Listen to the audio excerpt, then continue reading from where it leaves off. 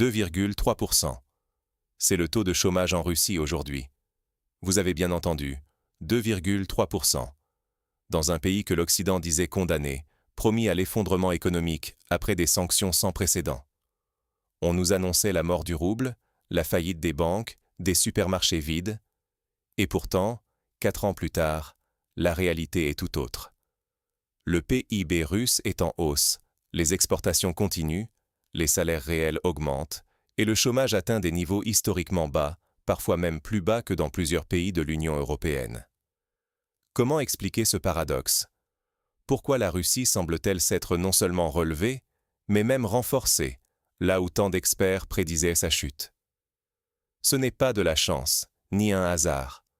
Ce n'est pas non plus une question de bravade politique ou de résilience russe fantasmée. Si on regarde les chiffres, on voit une transformation méthodique, presque chirurgicale, de l'économie russe. Toutes les mesures prises depuis 2014 montrent un plan pensé sur 10 ans. Autonomie financière, rupture progressive avec le dollar, réorientation du commerce vers l'Asie et une diplomatie économique offensive. Autant de chantiers lancés bien avant 2022, quand la Russie s'est retrouvée coupée du système SWIFT et de 300 milliards de réserves gelées. Ignorer ces dynamiques, c'est risquer de se faire manipuler par des discours simplistes et surtout de ne pas voir venir les vrais bouleversements capables d'impacter notre propre pouvoir d'achat, la stabilité de nos économies, voire la valeur de notre monnaie. Alors, comment la Russie a-t-elle pu non seulement survivre, mais sortir plus forte de ce que beaucoup pensaient être un piège fatal? Pour comprendre ce retournement spectaculaire, il faut revenir à l'origine de la riposte russe, en 2014.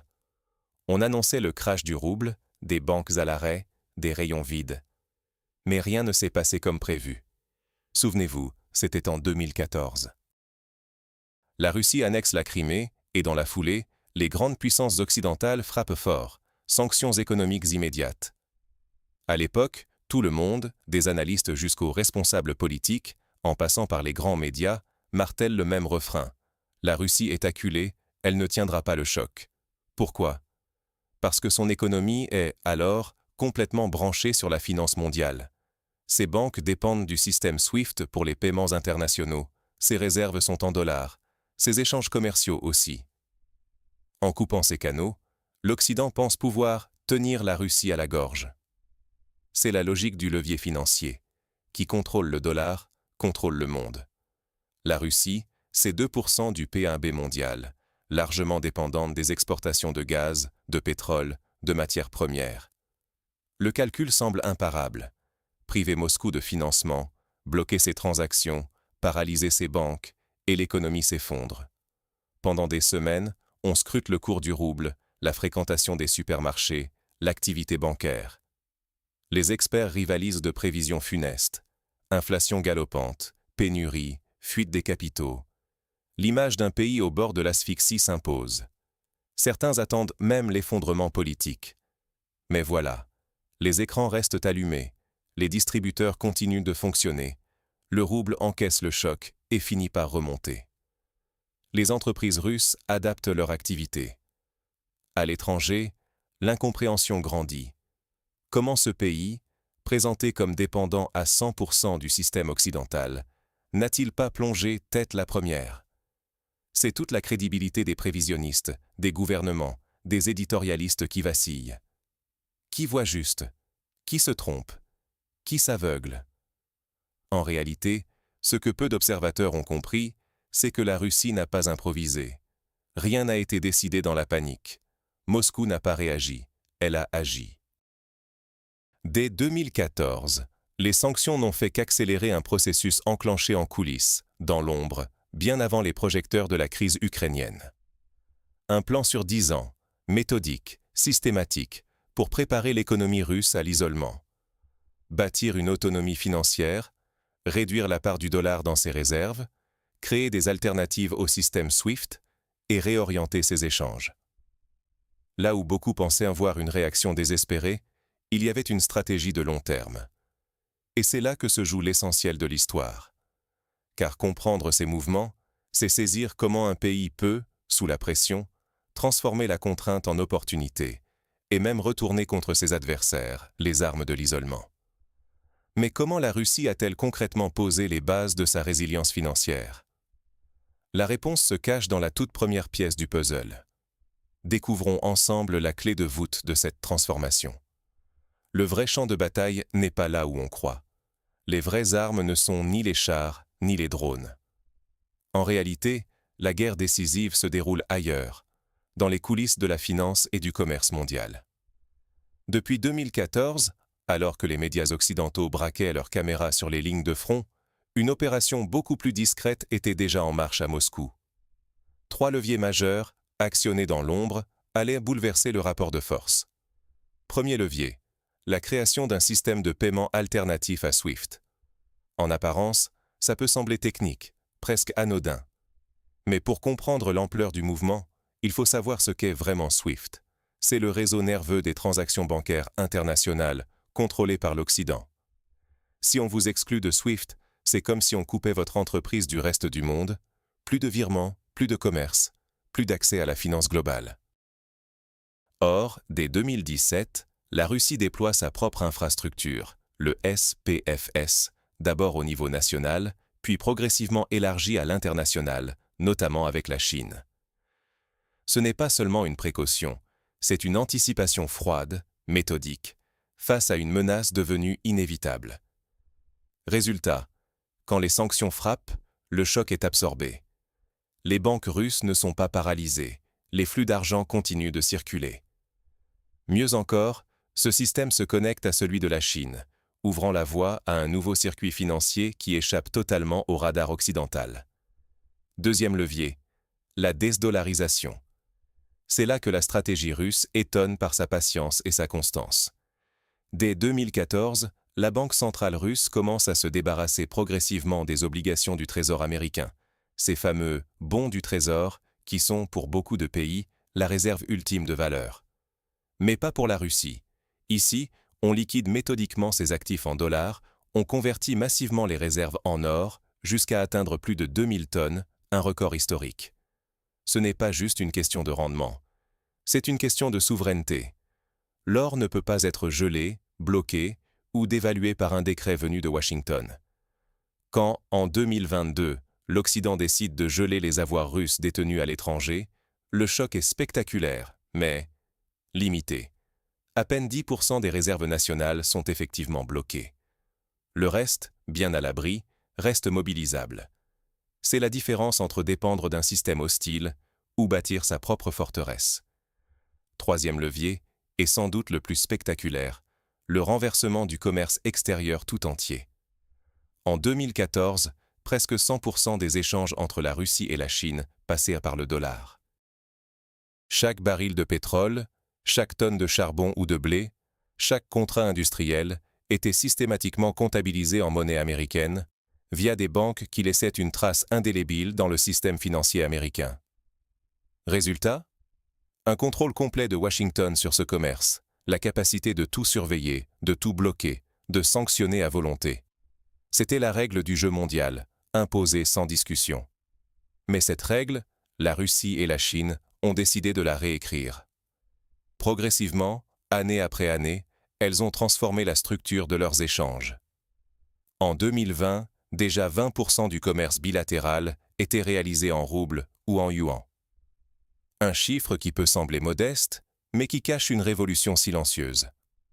Derrière ces pourcentages, il y a des milliers de contrats à renégocier, des accords bancaires à établir, des mécanismes d'assurance et de compensation à inventer.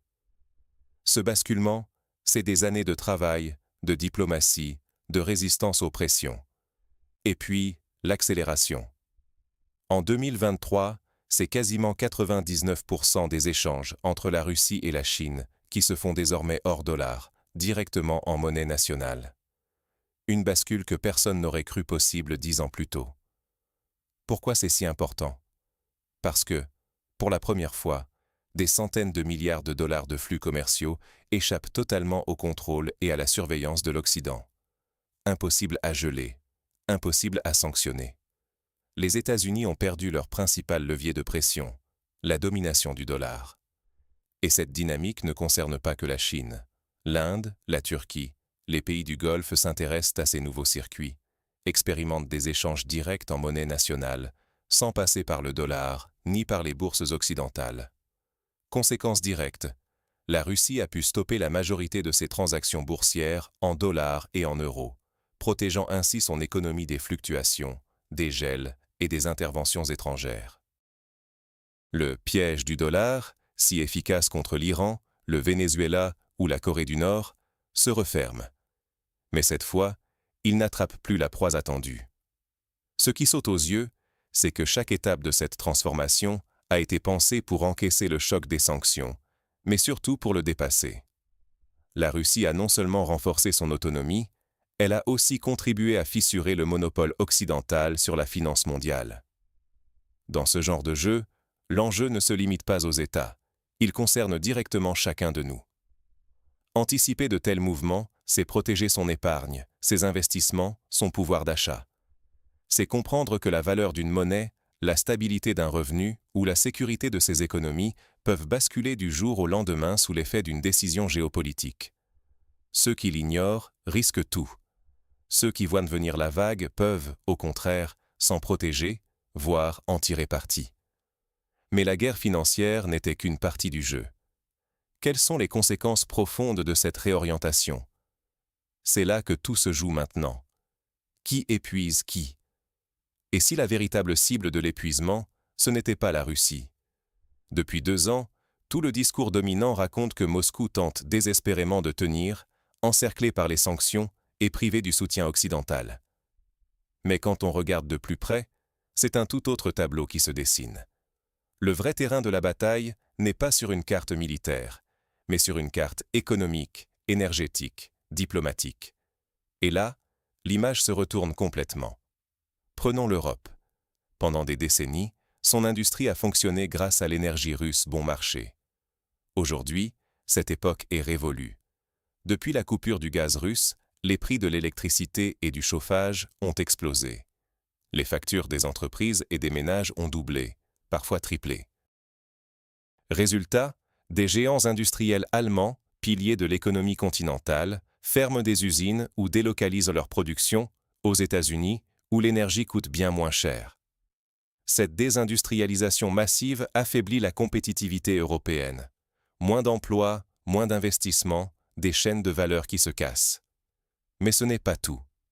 La guerre en Ukraine et l'accueil de millions de réfugiés ont fait exploser les dépenses publiques. Les budgets européens, déjà sous pression, doivent absorber chaque année des dizaines de milliards d'euros d'aide à Kiev, de soutien social, d'accueil et d'intégration.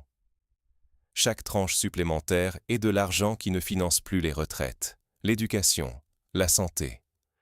Les citoyens le sentent dans leur vie quotidienne.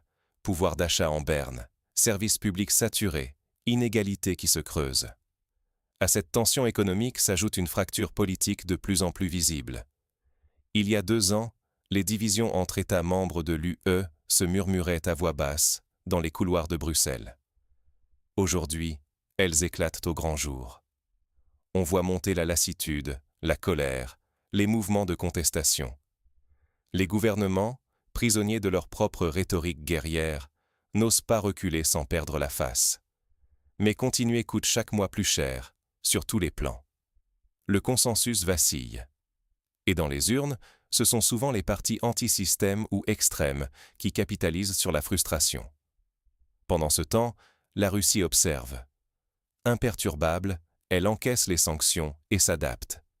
Mais surtout, elle redéploie toute sa stratégie commerciale. Le pétrole, le gaz, les matières premières, qui partaient autrefois vers Rotterdam ou Hambourg, prennent maintenant la route de Shanghai, Mumbai, Istanbul. Et ces exportations, cruciales pour sa balance commerciale, se font désormais en yuan, en roupies, en roubles ou en lire turques. L'Occident tente de couper la Russie du dollar? Moscou accélère sa propre dédollarisation et crée de nouveaux circuits financiers parallèles. Sur le plan diplomatique, le basculement est tout aussi spectaculaire. Loin de se retrouver isolée, la Russie a multiplié les visites en Asie, en Afrique, en Amérique latine. Elle tisse des liens avec des pays qui, longtemps considérés comme périphériques par l'Occident, représentent aujourd'hui la moitié de la population mondiale. Ces partenaires, souvent éprouvés par des décennies de pression ou de sanctions occidentales, voient en la Russie un acteur prêt à commercer, investir, partager technologies et ressources sans conditions idéologiques. Résultat. Alors que l'Occident se replie sur lui-même, la Russie s'ouvre de nouveaux marchés, sécurise ses approvisionnements, participe à la création de nouveaux blocs économiques où ni Washington ni Bruxelles n'imposent leurs règles. Le bilan ? En 4 ans, la Russie a réussi ce que peu de grandes puissances ont accompli: réorganiser l'intégralité de ses échanges, reconstruire des réseaux de partenaires hors du contrôle américain et donner à sa monnaie une place dans les transactions internationales.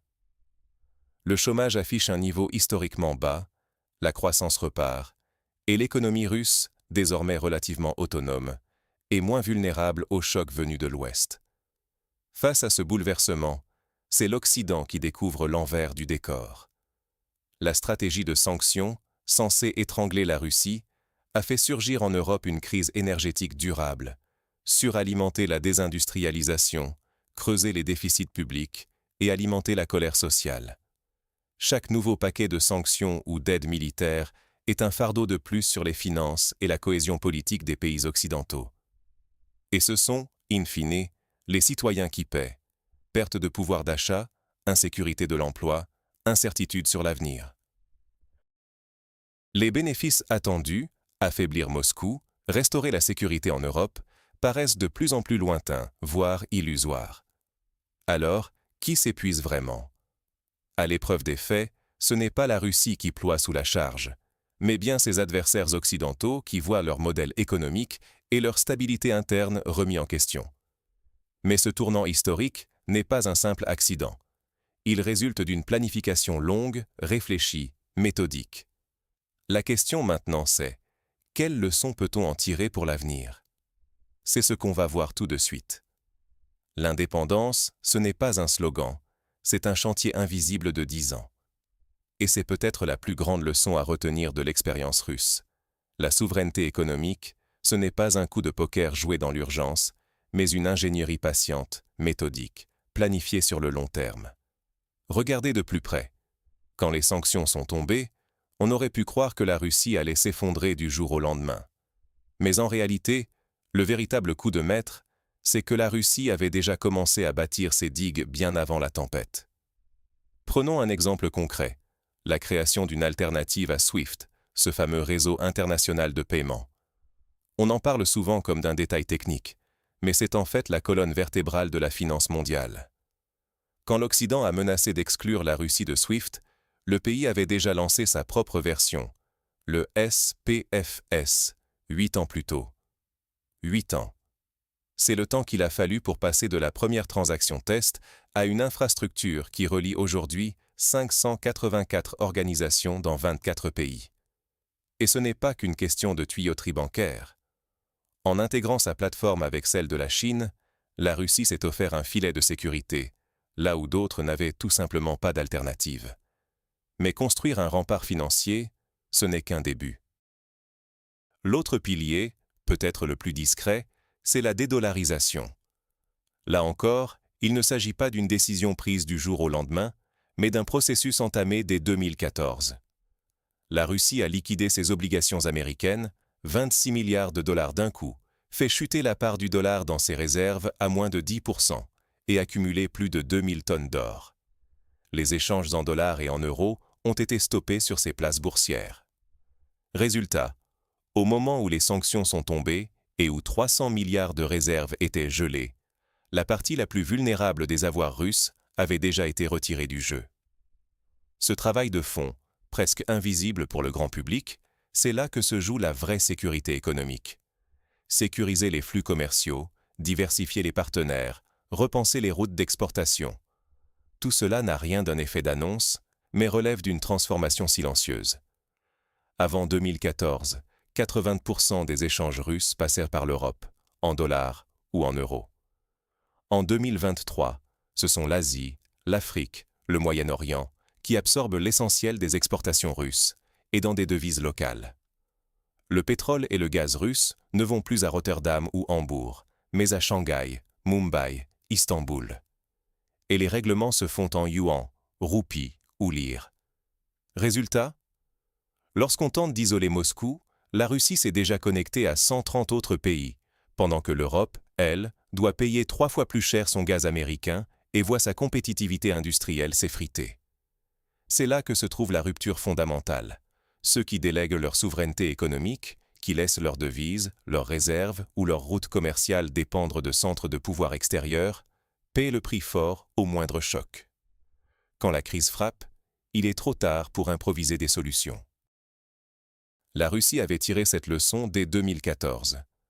Tant que ton argent dort dans une banque étrangère, tant que tes paiements passent par les réseaux d'autrui, tout discours sur la souveraineté reste théorique.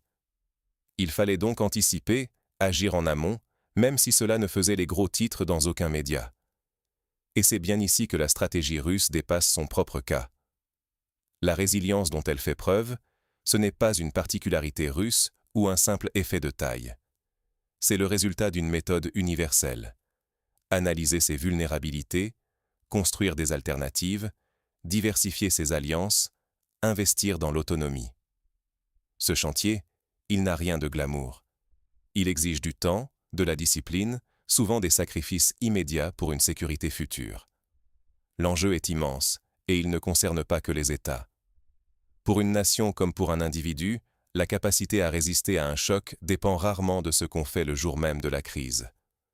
Tout se joue dans le temps long, dans les choix stratégiques, souvent invisibles, faits des années auparavant. Et si la Russie a pu encaisser le choc des sanctions, c'est parce que ces décisions ont été prises loin des caméras, dans l'ombre, avec une vision à 10 ans. Ce n'est pas de la chance, ni une exception culturelle.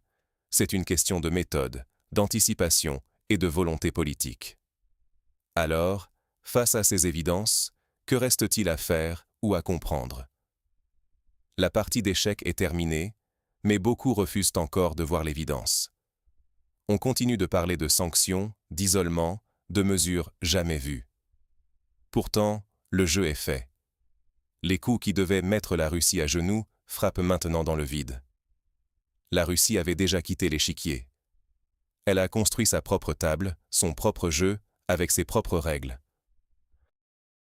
Regardez l'ironie de la situation. Alors que l'Occident compte les sanctions comme des trophées, la Russie se redéploie, tisse de nouveaux liens, signe des contrats avec l'Asie, l'Afrique, le Moyen-Orient, et marchande avec 130 pays, là où il n'en avait que 30. Leur isolement est devenu un réseau. Le fameux coup final, déconnexion de SWIFT, gel des réserves russes, blocus bancaire.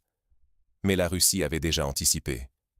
Système de paiement alternatif, réserves déplacées vers l'or, commerce redirigé. Le choc a été calculé, absorbé, amorti. Ce n'était pas un miracle, ni un coup de chance russe, mais un plan patiemment dessiné sur 10 ans. Une reconquête de souveraineté, pas dans les discours, mais dans l'ingénierie du quotidien, la discrétion des contrats, la patience des alliances. Ce qui est tragique, c'est que, pendant que les politiciens occidentaux se félicitent des nouveaux paquets de sanctions, ce sont leurs propres citoyens qui paient la facture. Les usines ferment, les factures d'énergie explosent, la compétitivité s'effondre. On répète des rituels qui ont perdu leur sens, mais dont les conséquences, elles, sont bien réelles.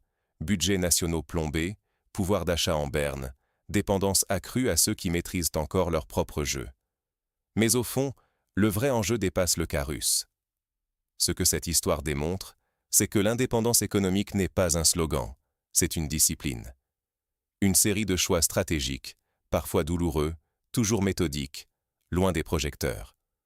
Construire une alternative à SWIFT, basculer ses réserves, rediriger ses flux commerciaux, tout cela prend des années.